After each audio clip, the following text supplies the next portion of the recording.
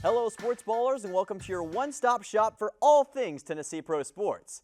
This is Sportsballin. I'm Dylan Simmons, joined alongside Connor Smith, and making his Sportsballin debut, Mr. Jace Vincent. Gents, how are we doing tonight? It's going great so far tonight. Not Jets, but Jace, but it's a great night to be here, so yeah. Really excited to talk sports. We got the young buck in here who also turns 21 tomorrow, so let's clap it up for him. Happy early birthday. Very, very nice. Well, Jace, you're in for a treat tonight because we got a lot of great stuff to get to. We'll start with the 2024 NASCAR season reaching its conclusion on Sunday after an intense final race of the season. Phoenix gave us many twists and turns, but thankfully, all four of the championship drivers avoided calamity. After 312 laps, it was Joey Logano who won the day and his third Cup Series championship after dominating the back half of the event.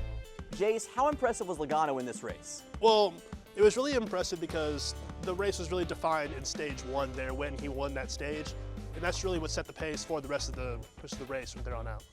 Yeah, I mean, he took stage one by quite a bit, finished second in stage two, and then stage three with 53 laps left, got in the first place, and then never let go. Ended up winning by less than half a second, so Right. Very impressive win by him. Yeah, very impressive. I'm not going to get too much into this because I've got a hot take later on that delves into this race, but what I will say is I'm tired of seeing the end result that we saw in this race. With that said, congratulations to Joey Logano on a big victory. He dominated this race, and he also joins the realm of legends. Three-time Cup Series champion. We're talking Tony Stewart, Darrell Waltrip, David Pearson, and Lee Petty. That's some pretty elite company to join. So Joey Logano doing a great job, 107 laps led, and he led the last 53 laps in dominant fashion. So this felt like his race to lose, and it's been an incredible run. Remember, he was struggling early on in the season. He barely made the chase, barely scraped by to win a race in Nashville. So to turn on the Jets when it matters the most speaks a lot to just how good he really is. And it was really, there early on there, kind of interesting because even the pace car got into an accident there, had to restart the 72nd lap. So carrying momentum there was Logano, and that's really, he was able to really carry momentum and never really relinquish it, as you mentioned. Yeah, I mean, shout out to Joey Logano. Like, he don't hate the player, hate the game. He showed up and he won his part. However, he did not even finish top 10 in regular season points, had the worst average placement of a championship winner ever. I think it's time we change the playoff system in NASCAR because it's garbage.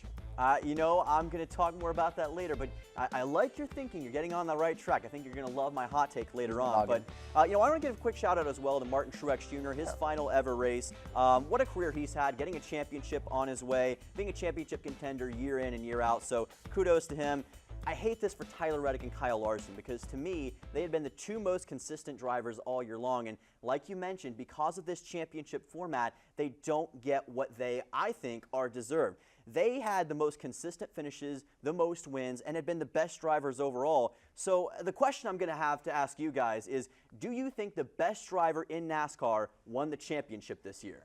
I don't think so. I think it really should have gone to someone like Tyler Reddick, who you mentioned, who was consistently finishing in that top echelon. But all respect does go to Logano, but you have races, as you mentioned, like Reddick, that could have really made other strides had things gone their way. I'm going to say no. I think he obviously showed up and did what he's supposed to. So you can't blame the guy for winning the race he's supposed to. But I mean, I think we need to reward the other racers like Reddick who were more consistent and were better for 99% of the season, not the last 1%. I mean, the way this is set up is it's basically a game 7 all the time, but you don't get to game 1 through 6. You just go game 7.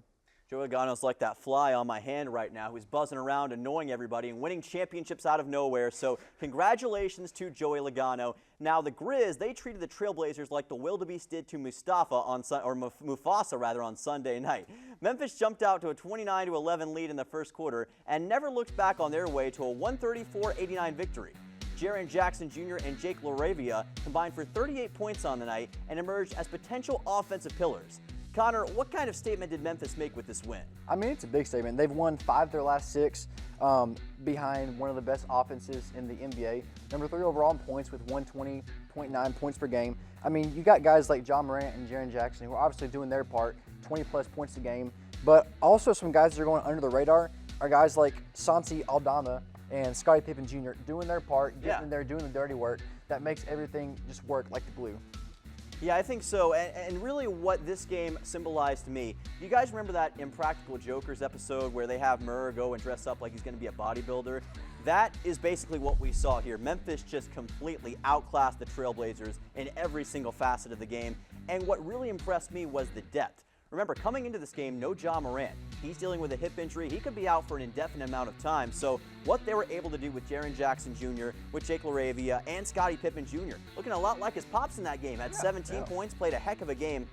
Take a look at this, guys. Memphis had 7 players who scored 12 points or more. That is incredible depth. That's Mariana's trench depth. That is incredible. So, listen, I know Portland's an easy target. They're not exactly the best team in the world. Got a lot of players who aren't quite living up to potential, but this is still a really impressive win to me, Jace. It's really an impressive win. 7 players in double figures for Memphis, 4 of them being starters.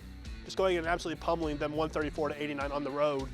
Really there, and Jaren Jackson Jr. leading the way, 20 points, 7 rebounds, and 2 assists and 3 steals.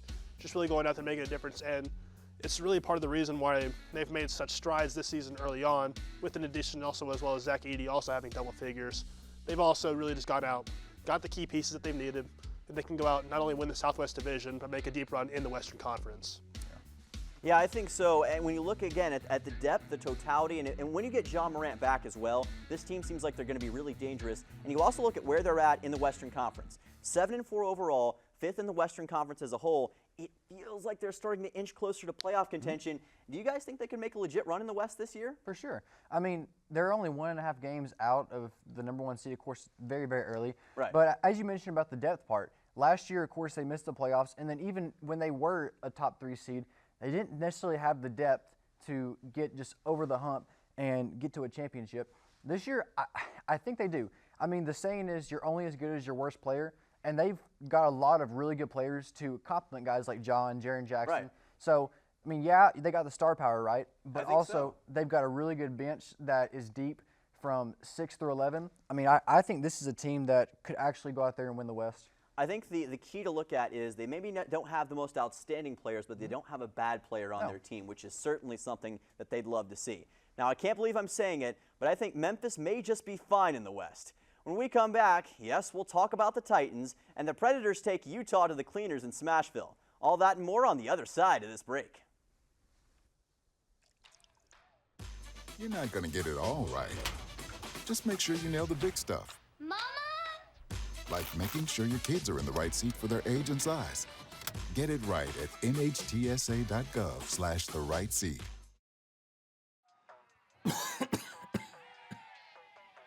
Oh, man. I can't believe I'm missing this. Okay, Grandma. I see you. Don't get stuck at home with the flu. A flu shot is the best way to prevent the flu and its potentially serious complications. It keeps you, your community, and loved ones protected. Don't get flu FOMO. Learn more at getmyflushot.org. It's something about having that piece of paper. Some people think that's worth more than my skills. I've run this place for 20 years, but I still need to prove that I'm more than what you see on paper. You just gotta be so good they can't ignore you. It's the way my mind works. I have a very mechanical brain. Analytics and empathy. That's how I've gained clients. I am more. I'm more than who I am on paper.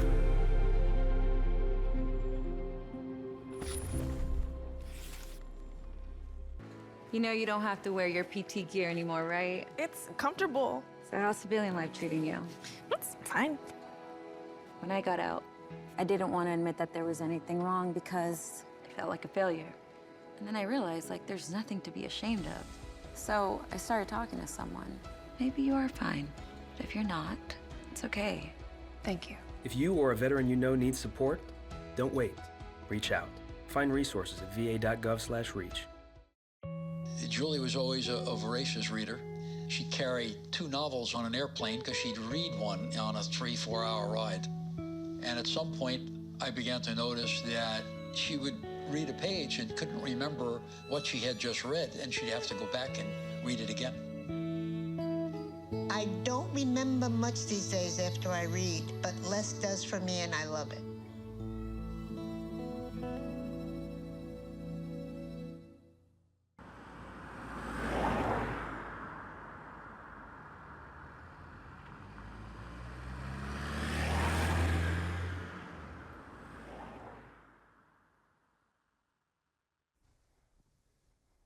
Welcome back. The Titans found themselves blinded by the bright lights of LA against the Chargers on Sunday. Tennessee held the lead for most of the first half, but on cue, the sledgehammer came in from the Chargers, resulting in the Titans being outscored 24-3 down the stretch. Tennessee now finds themselves at 2-7 overall and last in the AFC South. Jace, is this season lost at sea for the Titans? Yes, and they're losers of 4 out of their last 5. They have Minnesota coming up now. Minnesota! It's just not looking pretty. Any game really for the Titans you look at it is 50-50, 60-40, that you can look at it already just going into it on top of the adversity they have, whether it's Mason Rudolph, Will Levis, or really just whatever you want to look at. It's just not pretty in Nashville. No, they're not a good team. I mean, they've lost 4 of their 7 games by double digits. Not very good. No. And even whenever they do look good in the first half or the first quarter, something like that, against Buffalo, up 10-0. Against Chicago, up 17-0. Here, up 7-3. And what happens? They always give up a big, like 17 to 20 point run where it just takes them out of it. They lose all the momentum. And I don't understand how a team can do that, but I mean, they're an awful team. They honestly need to just focus on getting a higher draft pick. So. Well, I will say this, guys. I was a little bit unsure about, keeping up with this game, but then I saw one thing. Up in the sky, it wasn't a bird, it wasn't a plane, it was Captain Meme, Will Levis. He was back to go play for the Tennessee Titans. And you know what? He didn't do anything to lose the Titans the game. He didn't do a lot maybe to win it per se, but he wasn't making terrible mistakes in this one. However, what really was missing for Tennessee was the running game. Only 47 rushing yards from Tyjae Spears. We may have to change his name to Tyjae Sears after that one because he was selling that game with his lack of rushing yards. No offense, Tyjae, kind of like the Titans in most games. Now, in all seriousness, to me, this game came down to the Chargers' defense. They did a great job of just blocking up the Titans, not giving them any sort of hope. And Tennessee, still a lot of work to be done. We'll see if they can get it done in the future. Now, the Predators gave Music City something to smile about this weekend as they absolutely trounced the Utah Hockey Club. Nashville dominated all night thanks to a multi-point night from Philip Forsberg and Roman Josi, as well as a perfect night from Jussi Saros. Connor, just how good did the Preds look? They looked like what we thought they were going into the season. A team that made the playoffs last year, added Steven Stamkos, Jonathan Marchessault. They looked like I said, the team we thought they were. Right. But they've got to keep doing that consistently because they've not been consistent whatsoever. I mean, you'll see them go on a 3+ goal streak, and then all of a sudden 1 goal, shutout, and it just goes down from there, and then they go back up. So it's all about maintaining that consistency is the biggest thing. Yeah, I think so. And I feel like I say this every week when it comes to the Predators, but the roller coaster just keeps going on. The ride never seems to end. Now, this was a nice return to form because the Preds needed this win badly after losing 3 straight by a combined score of 12-4. Now, I can hear Evan back in the control room. He is obviously just fuming over what I just said, so I'm sure he was happy to see this as well. Roman Josi, Philip Forsberg did a great job. Forsberg had 2 goals on the night, 4 shots on goal. Roman Josi with a couple of assists as well. Utah hasn't been a bad team on the year either, so when you look at it from that perspective, pretty big win. They've got a big game against Colorado coming up. We'll see how they handle that, but obviously a lot still in front of the Nashville Predators. But this ride, it better end soon because I'm getting a little nauseous. When we come back, we'll give you something that you can never get sick of with our hot takes of the week. That's coming up right after the break. This is your new kitten or your new puppy. Every day, 70,000 puppies and kittens just like them are born in the U.S. Cute, right? Well, what's not cute is that half of all litters are accidents. And when a kitten has a litter of oopsies and a puppy has a litter of uh-ohs, pretty soon you have thousands and thousands of OMGs. And that leads to millions of pets being killed in shelters each year. But if 80% of pet owners say they believe in spaying and neutering, then what gives? Well, it turns out those sweet little fuzzballs can get pregnant sooner than you think. A lot sooner. But here's the good news. You can stop the accident before it happens. You just have to remember one number. 4, as in 4 months. When you bring home Maggie or Ruby or Puddle or Clyde, get them fixed at 4 months. It can be old enough to get pregnant, and it's definitely young enough to make a difference. Prevent more, fix at month 4. Across the country, people are joining a movement, raising their voices for those that are losing the ability to speak. Walking for those who no longer can. The walk to defeat ALS. We're standing up to this deadly disease that strikes without warning, raising our voices for new treatments on the road to a cure. Join the movement to defeat ALS. Find a walk near you at walktodefeatals.org. Millions of Americans are living with hepatitis C. People born from 1945 to 1965 are 5 times more likely to have hepatitis C. When left untreated, hepatitis C can cause serious health problems, including liver damage, cirrhosis, and even liver cancer. But half of those living with hepatitis C do not know that they are infected. People can live for decades without feeling sick or having any symptoms. A blood test is the only way to know if you have it.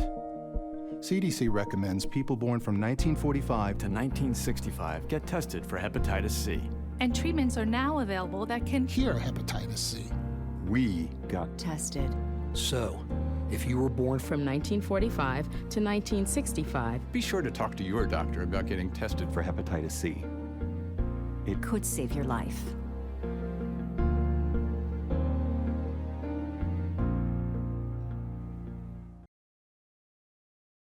Welcome back. Who's ready for some hot takes? Let's get right into it with Mr. Jace Vincent. Now, Jace, you've got a lot of eyes on you for this one, but birthday boy, what is your inaugural hot take of the week? My inaugural hot take is going to be that Nebraska misses another bowl game. This would have been a lot hotter a few weeks ago when they were 5-1. Yes. Now they're 5-4. They've lost 3 in a row to Indiana, Ohio State, and UCLA of all teams. Now they're coming off of a bye week. They play USC on the road. They come back home and play Wisconsin. They go on the road and play Iowa. They're going to find themselves outside of another bowl game. They haven't made one since 2016, and it's just looking dim. They did bring in Dana Holgorsen as offensive coordinator, but even then, it's just you can only fix so much with a broken record. You know, I'm going to agree and disagree for the first time in sports ball in history. I think they beat USC next week just because USC is a dumpster fire. Miller Moss is not starting. However, do not underestimate Nebraska's ability to mess things up.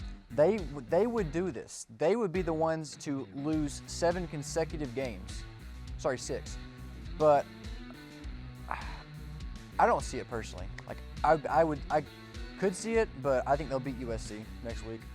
Honestly, I don't hate this hot take, and I appreciate what you're doing here because I don't believe in Nebraska either. Listen, losing to UCLA, who's looked abysmal all year, and by the way, beat Hawaii by 3 points, am I supposed to be impressed by that? They did beat Iowa. I mean, well, hey, they did beat Iowa. That's really ironic coming from a Miami fan. Hey, listen, we don't talk about what happened with Miami. That's in the past. We're going to talk about that in the future. But listen, Nebraska's got a 5-4 record. They got to play USC, Wisconsin, and Iowa, as you mentioned. They're not going to beat Iowa. They've lost 8 of their last 9 games to the Hawkeyes, so that one you can just wipe that away. I think they're going to lose to USC as well. Now, Wisconsin's a game that I'm not sure of. The Badgers have the same record, and they have beaten most of the same teams that Nebraska has. They've been getting better throughout the season. Their running back, Tawee Walker, is going to be a pretty tough guy to handle. So that's going to be the real question. Can Nebraska beat Wisconsin at home? I think that's the telltale game. If they can, there may be a chance to make a bowl game, but I'm not holding my breath on that. We'll just have to see how it all works out. All right, Connor, what's your hot take? You know, Dylan, the 2024 college football season has been amazing thus far, but I think it gets even better. I mean, you've seen so much parity because of the portal and whatnot, but there's so much excitement week to week. Nobody is safe. We've seen Vanderbilt beat Alabama, Georgia lose by a lot to Ole Miss. Yes. Northern Illinois even beat Notre Dame. I mean, there's been so many upsets that this is the single season most upsets in recent memory. We're witnessing a legend in Ashton Jeanty who is going to win the Heisman, by the way. That's a hot take. Go on. No, it's not. Hey, first 12-team playoff, and we have no idea who could win. It could go from anyone from Oregon to Ole Miss to Texas A&M. You got Indiana, BYU, and Army all undefeated. Kurt Signetti doing his thing, and then of course the legend Kalen DeBoer taking over for the greatest of all time, Nick Saban. This has truly been the greatest college football season of all time, and it's just getting started. What I'm going to chime in and say is you have to compare it to a season like 2007, where so many teams ranked number 2 lost in that season, and we were only like 4 and 5 in that, so we're not really going to remember it. But like compared to this year, I think 12-team playoff does factor into it because you're getting home playoff games for the first time ever. And it's just, you look at the SEC in itself, and there's so many teams. Like if Tennessee loses to Georgia this weekend, then you're going to have a mass of 2-loss teams, and then Texas or Texas A&M will play, and that's another 2-loss team. And that in itself is determining a playoff spot, because a 2-loss team is going to be left out in that case, in that conference that has really an argument to be in over a team from the Big 12 or ACC or Big 10. Well, I got to admit, you stole my thunder because I had the exact same thought. The 2007 season, to me, is the best season in college football history, and there's no disputing it. Let me run some facts by you real quick, Connor. 07 had a 2-loss national champion. The number 5 team in the country lose to an FCS school in the first week of the season. 29 top 10 teams lost. The number 1 team lost 4 times. The number 2 team lost 7 times. And multiple top 10 teams lost in 9 of the final 14 weeks of the 2007 season. For goodness sake, Kansas was 2 wins away from the BCS National Championship, the Kansas Jayhawks. And say what you will about 2024, but I don't think we have the same level of underdog story. You could say Indiana's close to that, but I don't think they're quite on the same level as we saw from Kansas. I mean, it's Kansas, for goodness sake. And Indiana, they're going to lose to Ohio State. That's just a matter of fact. So that underdog story to me is going to pop real soon, and I think you're partially skewed by the SEC. It's so chaotic and so competitive right now that you're thinking that encompasses all of college football. The other conferences outside of the SEC, to me at least, are not quite as good. The ACC, kind of boring right now. The race is getting a little bit better, but it's Miami and SMU for the most part. The Big 12 has been fun, but ultimately doesn't feel as big. And the Big 10, I mean, you got 4 teams and then everybody else. So to me, it's just not as good as 07. And even in that case right there, you have Penn State who's their best win. They're probably going to finish 11-1. Right. They're playing a team like Purdue and a couple other nobodies down the stretch. So even an argument there for 11-1, they're on the bubble. Sure. But like if Indiana loses, then I think it's safe to say that they're done, because you're going to be comparing them to a team like Ole Miss, Tennessee, Georgia, Texas A&M down the stretch there, and it's just a who's who of teams down the wire for that 12th spot. I think it's going to be pretty interesting no matter what happens, but 07 to me still better. For my hot take, Joey Logano, he's the most undeserving champion in sports history. That's right, I'm not pulling any punches this time. Now let me preface this by saying that I in no way am saying that Joey Logano is wrong for winning this championship. He just gauged a horribly flawed system and reaped the benefit. So congratulations to him. He deserves to be able to celebrate his 3rd title. With that said, this was a massively unsatisfying result, and it's emblematic of a deeper problem that NASCAR is facing. You can't tell me that anyone in sports history has been less deserving for their on-field or on-track performance than Joey Logano. He would have finished 11th in the old Winston Cup format. 11th. Have you ever heard of the 11th best team in the league or the 11th best player in the league winning MVP or winning a championship? No, because that would be stupid. But Joey Logano found a way to do it. He met the bare minimum requirement for making it into the chase by barely winning at Nashville, which, by the way, he needed 1 million restarts to be able to do. The race went on an hour longer than it was supposed to, but he got the win, locked himself in the chase, and then what happens? He wins all the races in the chase that he needs to, and it's also helped because Alex Bowman got disqualified from moving on to the round of 8, and Joey was just like, here you go. Here you go, Joey. Move on to the round of 8. Here's a free shot. And Joey goes out there and makes the most of his opportunity, but he should have never been in that spot to begin with. And to me, that's why he's the worst overall champion in sports history. You know, I think he's got a really good case. However, I'm going to defend your Hurricanes real quick. I think it's 2002 Ohio State. Not because, like, they went undefeated. They earned their way to make the national championship. But the referee straight up handed him the game on a silver platter. That call was atrocious. It was. The worst call in college football history. Miami was robbed. This is my part that I'm going to say here. Like, we'll go back to 2020. Kevin Harvick had 9 wins, 20 top 5 finishes, 27 in the top 10, and an average finish of 7.3. Didn't make the championship series, and this is more of, not on the Joey Logano side, more of just the flawed system that is the NASCAR Cup Series in itself that you guys mentioned earlier. And it's just a problem that needs to be fixed that really go back to what it was before. Right. Giving you more depth in the field and more of who deserves to win more than just that person's there because they have a better team. But it gives more to the better racer in itself.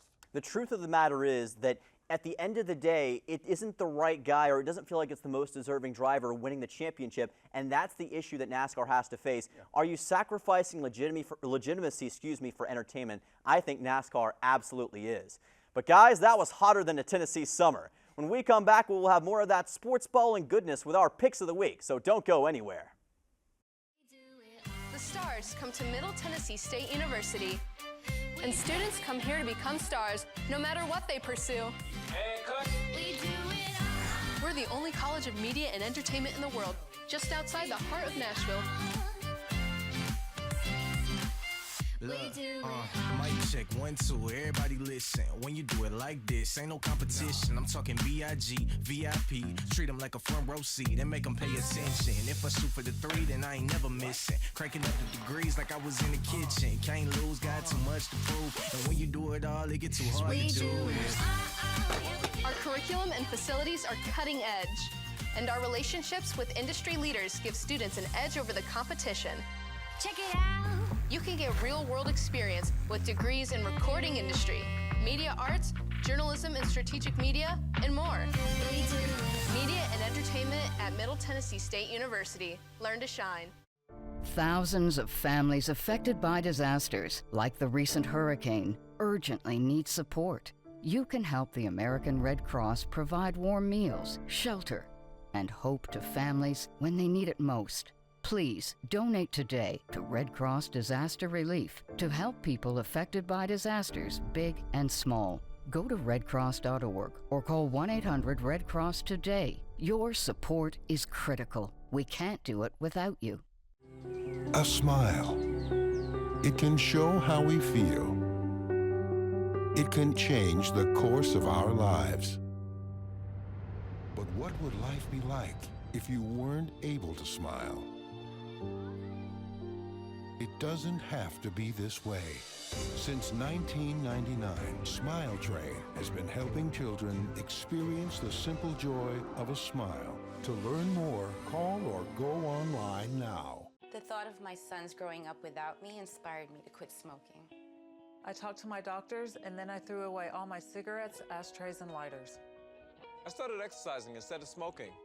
Letting my friends online know I was quitting kept me on track.